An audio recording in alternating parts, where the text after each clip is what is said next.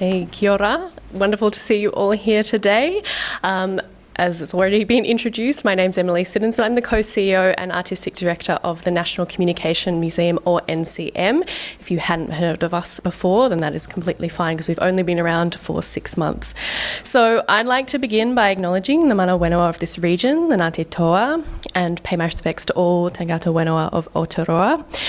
But NCM is also situated on the lands of the Wurundjeri Woiwurrung people, so I'd also like to pay my respects to them, especially their elders and storytellers, as well as all First Nations people nationwide.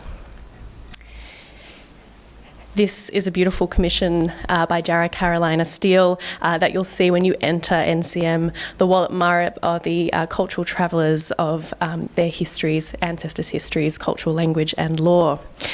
But NCM, as I mentioned before, is a brand new museum in Melbourne, Australia. We sit at the intersection of culture and technology, exploring the past, present and future tech that connects us all. We've got quite a weird origin story. We were seed funded by industry, but we're an independent charity, and we're a true startup in all senses of the word. So we're building our team, our systems, our processes, our funding from scratch, but with one major difference, and that being that we have inherited a huge and rather unwieldy technology collection that has been amassed by over 60 years from former PMG, Telecom, Telstra and OTC staff and volunteers. So our charity inherited a tech collection, a museum site, being a former 1939 telephone exchange, still with the decommissioned equipment and infrastructure inside, and no brief. So today I'm going to take you on a journey of how we conceived NCM, predominantly during lockdown in very strange times, almost exclusively in Miro and with other digital collaborative tools at our disposal. And I guess fast forward to how we're now positioning NCM as a vital new technology museum in Australia. But first, there's nothing quite like a montage of iPhone snippets taken from the last 4 years to really paint the scene of what we've all been through.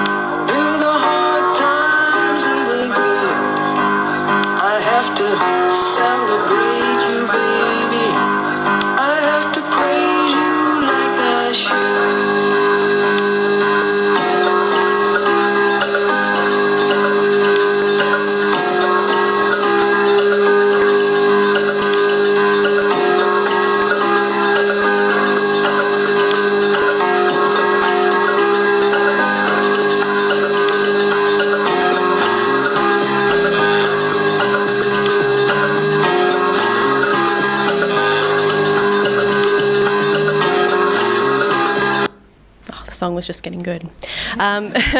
So yes, we opened in September 2024, launched by Sophia, the world's first robot citizen and the first robot innovation ambassador for the United Nations Development Programme. And it seemed only fitting that a tech museum should be launched by a humanoid in this way. So we spent a long time asking the big questions and speaking to potential audiences in lockdown and when we all re-emerged together. What is or should be the role of a museum in the 21st century? And what do audiences even want out of a new museum today? We questioned how we encounter information and how audiences want to receive information today. And these are just some of the far-ranging questions that we went into with audiences. And they distilled these expectations for us. Some of this will be, of course, familiar to you all. Immersive experiences, a little bit of history, not too much, understanding where we've been and where we're going to. Big things around futurism, exploring the unknown, experimentation, adaptation, choose your own adventure or opportunities to select your experience was really key.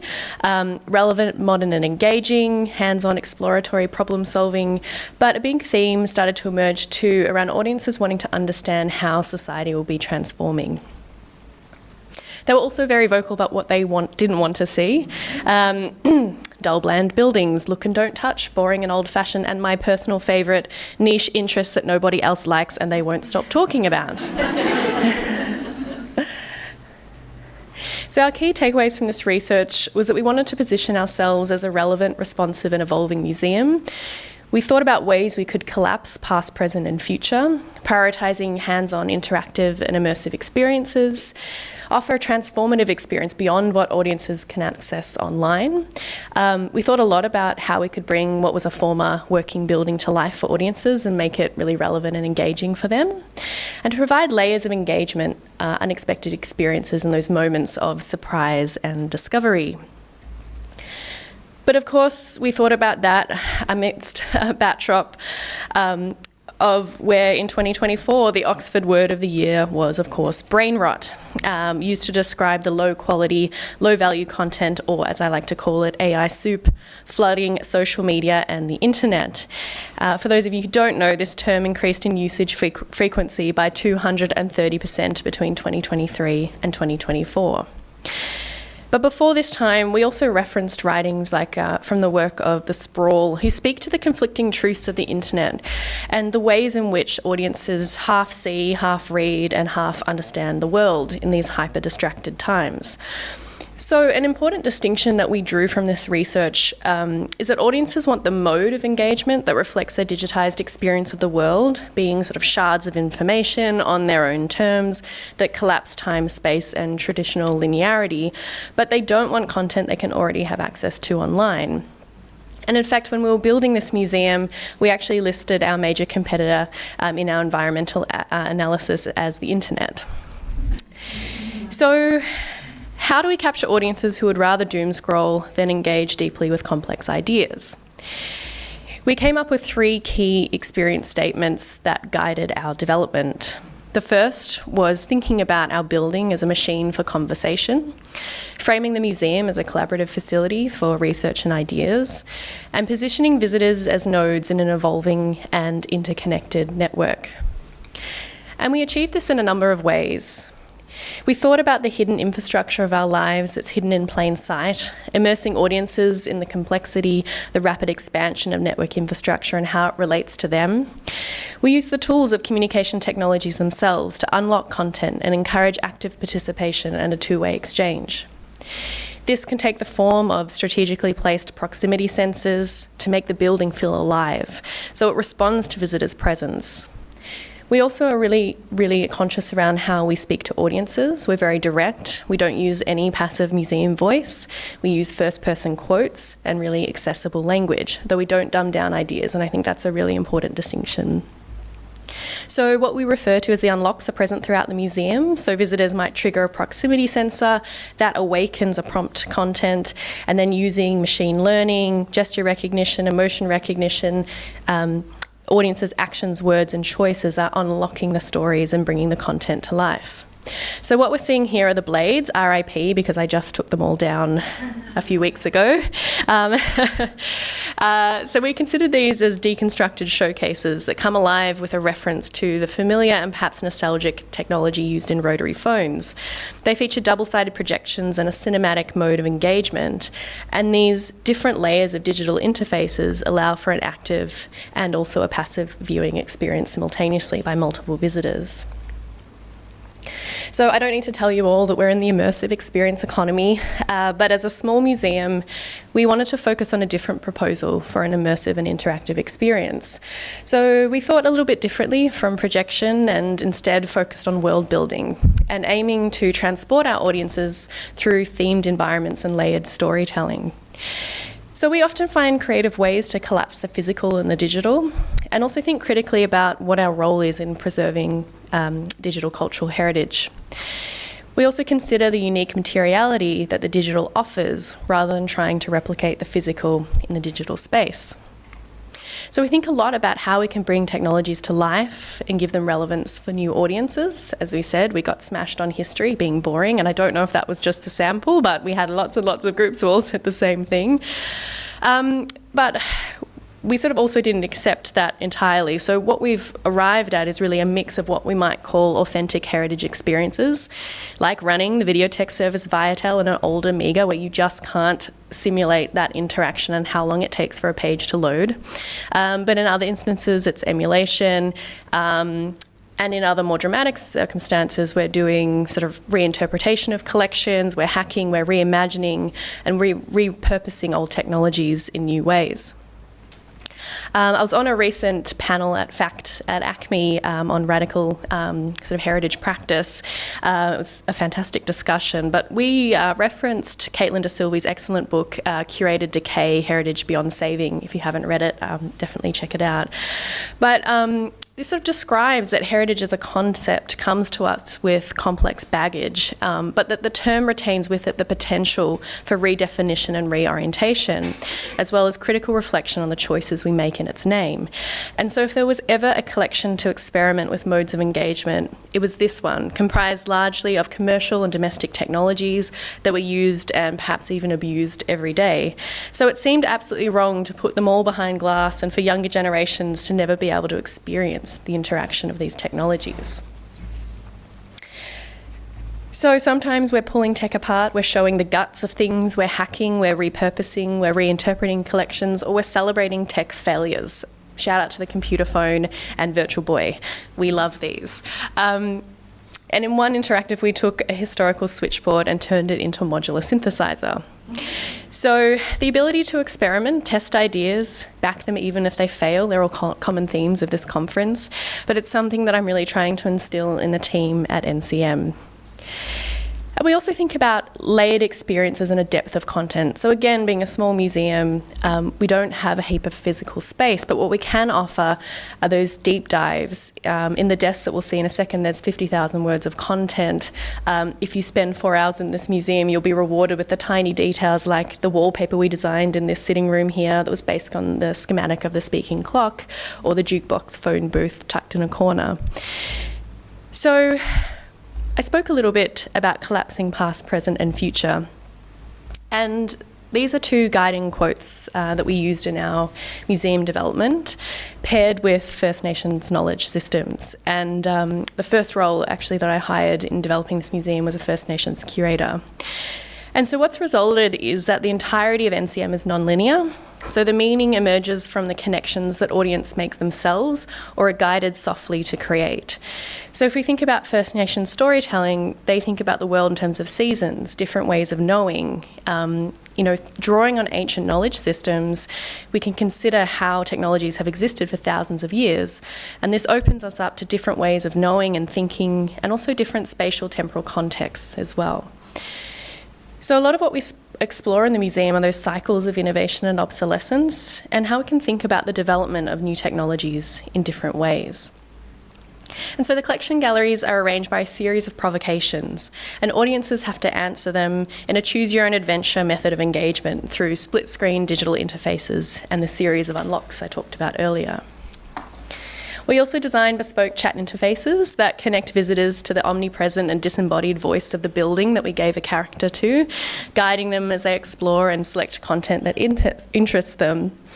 So yes, we, as I said, 50,000 words of content, all curated and written from scratch, every pathway developed before the tools of AI.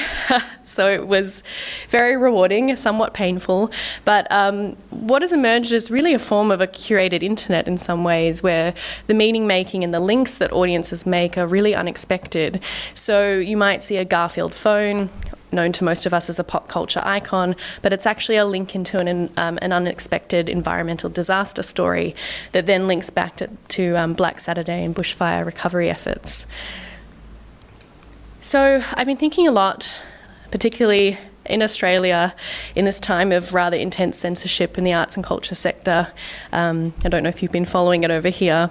But I've been thinking a lot about the critical role museums need to play in understanding and questioning who is shaping the technologies that drive our collective futures, and asking whether they reflect the biases of those who create them in the first place, perpetuating imbalances that already exist in our society. That's a big ask for a team of 12, but Some of the small ways we're contributing to this is through conscious commissioning, finding ways to bring together those with expertise in emerging technologies with diverse cultures and practitioners. One of our particularly successful interactives was one we developed with Grumpy Sailor, and shout out to Tom from Junior Major who worked on this back in the day, as well as creatives from local organisation Pacific Island Creative Arts Australia Inc. or PICA. So we gamify the experience using gesture tracking technology, and we're teaching audiences about Samoan gestures used in their culture and everyday life. It sounds really simple, but we spent a solid 2 years working with Google MediaPipe to build this into an interactive where the technology could recognise cultural gestures that it deemed unfamiliar, diverse skin tones, and people in wheelchairs, which it's still not entirely great at, and it's a work in progress. But positioning ourselves as a collaborative facility for ideas and exchange and a place for experimentation is really important. We don't have a team of curators. We are continuously inviting in new voices and new perspectives. What you're seeing on the screen here is an early prototype from an AI commission created by Melanie Huang, who worked with Leonardo AI, training it on our collection, and audiences are prompted to develop NCM's speculative future tech collection. So I'll move on, but I'll leave this up on the slide so you can see the cute text she makes at the end. So where are we going next? Well, as I said, the blades came down. When we say we're moving quickly and responding to audiences, we mean it. So despite taking years to create, we saw how audiences were reacting, and we recognised the potential of our entire ground level gallery space being quite a bold experimental space for new ideas. So our next exhibition we've just installed is called Signal to Noise. And this exhibition explores the idea that the information age is over and that we've entered an age of noise. There it is, your own personal droid pal to help you reach our cyborg dreams. Next. So really, if we pause and think, we're currently living through one of the biggest technological revolutions to humanity that has occurred since the beginnings of industrialisation. To quote Eric Salvaggio, who's one of the co-curators on the show with myself and Joel Stern, accessing information is no longer humanity's greatest challenge. Information that was once scarce is now spilling from our fibre optic cables. So the point of this show is to encourage audiences to become comfortable in noise and to spend time with different works. That's the whole point of the show.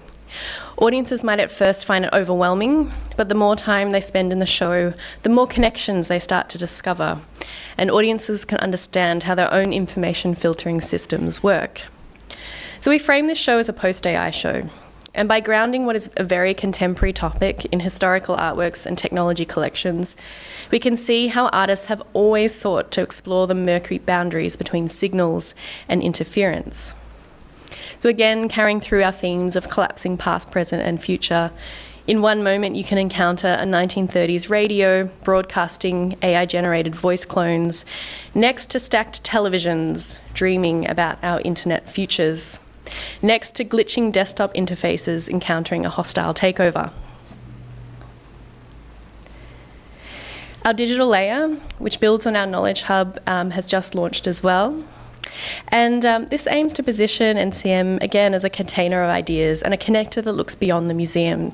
So while you'll find commissioned original research, artist statements, we're also linking out to knowledge bases, third-party sources, and creating this as a cluster that will keep growing. So we're hosting the Oz STS conference in July, and we'll be having a number of original research pieces culminating from that conference that will start to be added into this database. So I would be remiss not to talk about this. Claire would kill me, being NDF and all. So we're already just starting to realise the potential impact of our digital engagement. This is a snapshot over the last 6 months. So already we've tapped into millennial nostalgia. We've had a number of posts go viral. Yes, it's millennial nostalgia, but it's not all what you would think. Our most successful YouTube video was how to use a telephone. What we've learned is it's authenticity. It's taking audiences behind the scenes and on the journey with you. It doesn't have to be polished. We have a team of one. It's lo-fi production, high impact, high output, and high engagement. But it's also about being really consistent and authentic with your voice. So we've carried this voice through all of our comms, every output, and it looks simple, but we worked with a creative writer for years. It took us so long to nail this, and sometimes what we've learnt too is it's your first idea is often the best idea, and it's how you authentically stay true to that. We've now won 4 awards for our interim website that we created in a few days, that we just thought that's a fun idea. And the website that we've been building for years is now launched is Crickets. So, so yes, it's been quite the journey. We are moving so quickly, so I like to pause sometimes and reflect back on the chaos of this moment and think about where we're going next. So please stay in touch, get in touch, collaborations, ideas. You just want to say hi, please reach out. Thanks so much.